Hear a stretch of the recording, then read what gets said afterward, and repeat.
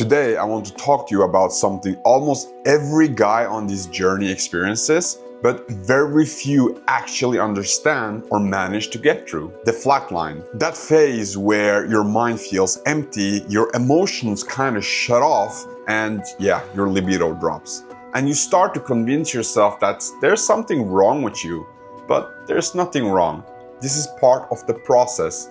And in this video, I want to explain what the flatline really is, why it happens, and most importantly, what you're supposed to do when it hits. Because once you understand this and once you get through it, you come out on the other side as a different man. Stronger, clearer, more stable. So let's get straight into it with part one, what a flatline actually is. So let's start off with the basics. A flatline is your brain rebooting itself after years of overstimulation. When you've been blasting your dopamine system with PMO for years, your brain, it adapts. It gets used to it and eventually it starts to depend on it on a chemical level. So the moment you stop, the whole system drops for a bit. It collapses into this, call it low power mode. And that's why you might feel no pleasure, no motivation, no libido, this general sense of emotional numbness and this constant mental fog and just a general sense of emptiness. This state is actually called anhedonia, which literally means the inability to feel pleasure. And there's nothing wrong with you. This is just biology doing exactly what it's supposed to do. Your dopamine receptors, they are recalibrating, your hormones, they are shifting, and your reward system that you've been messing with for all of these years is finally detoxing.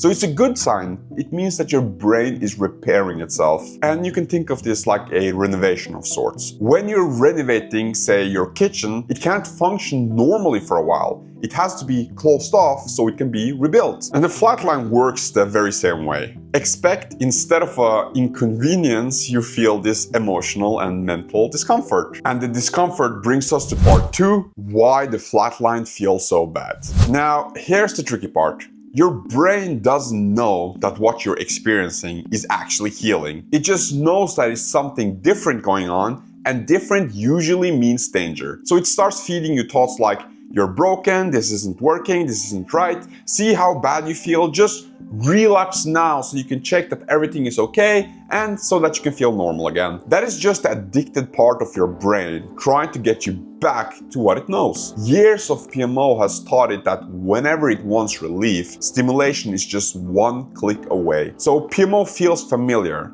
It floods your brain with chemicals and gives you this fake sense of power and comfort, but as you know, none of it is real, which means that the addicted part of your brain is simply just lying to you. The problem is that your brain doesn't know that it's lying to itself. All it does is to react to these feelings, and it feels like you're losing something by staying clean. But you're not really losing anything. You're actually gaining. Because all of this, the panic, the discomfort, the low mood, it's your brain feeling the withdrawal. That very feeling is lying to you, but the biology behind it is not. Which takes us to part three, feeling versus fact. Now this is very important. Flatlines are feelings, they're not facts. And you don't overcome them through force, you overcome them through understanding. Think about it like this.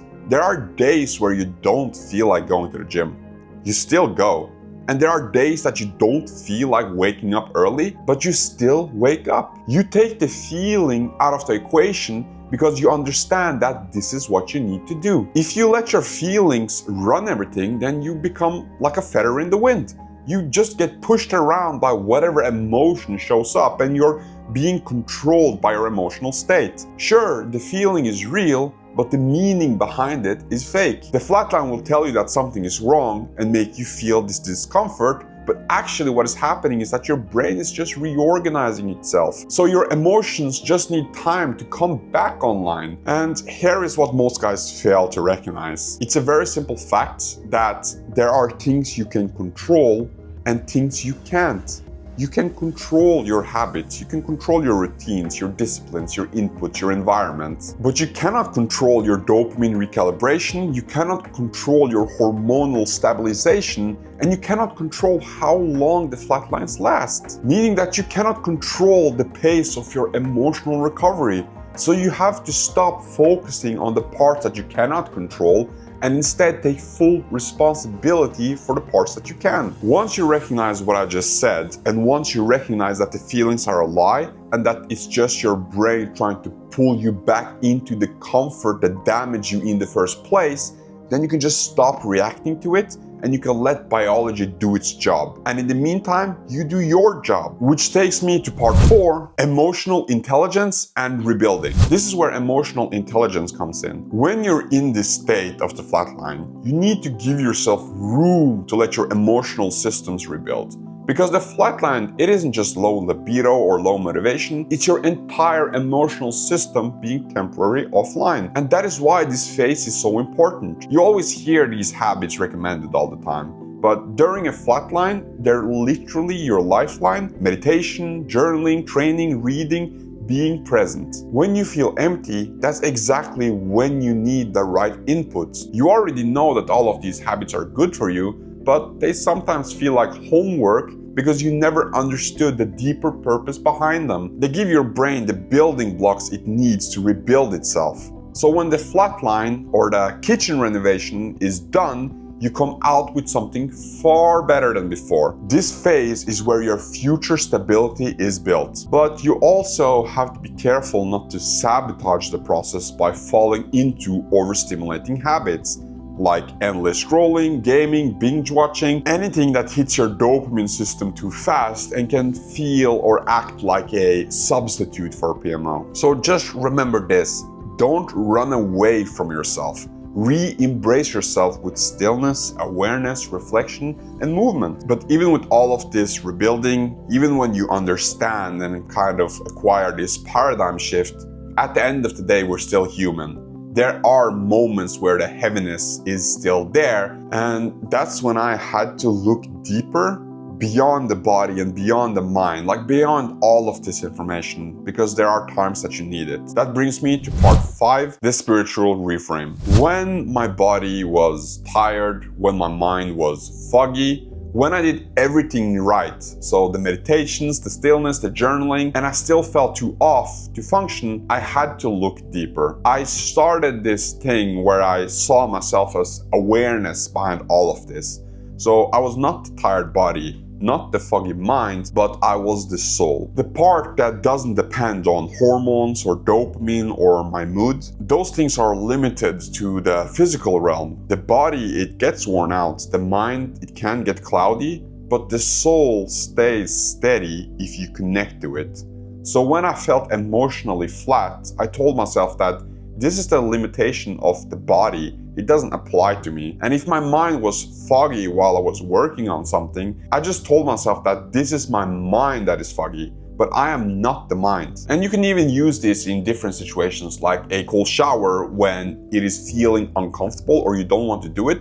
I just detach myself from my body and tell myself that this is my body that is freezing, but I am not my body. So the power behind this lies in the separation, the ability to observe the state instead of becoming the state. It kept me grounded when everything inside just felt flat. So it becomes this sort of retreat, a place inside where I wasn't controlled by whatever my body or my brain was going through, and it was really powerful. And I just want to tell you this.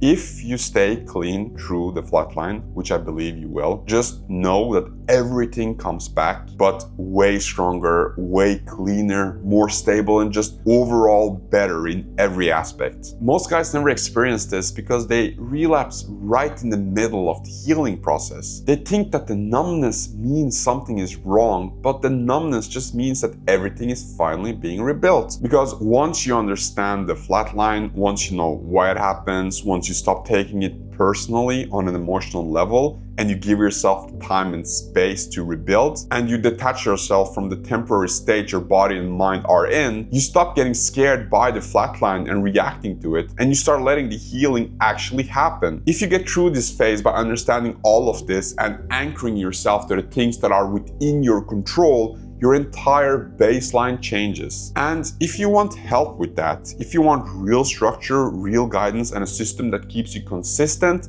then check out Accountabilio. It's the exact framework that I use to go from a 10+ year PMO addiction to now being clean for 3 years. And I've shared it with hundreds of guys that are breaking free from this addiction once and for all and getting through the flatline that used to make them relapse. If you're serious about this, the link is in the below. Either way, guys, stay clean, stay focused, and I'll see you in the next one.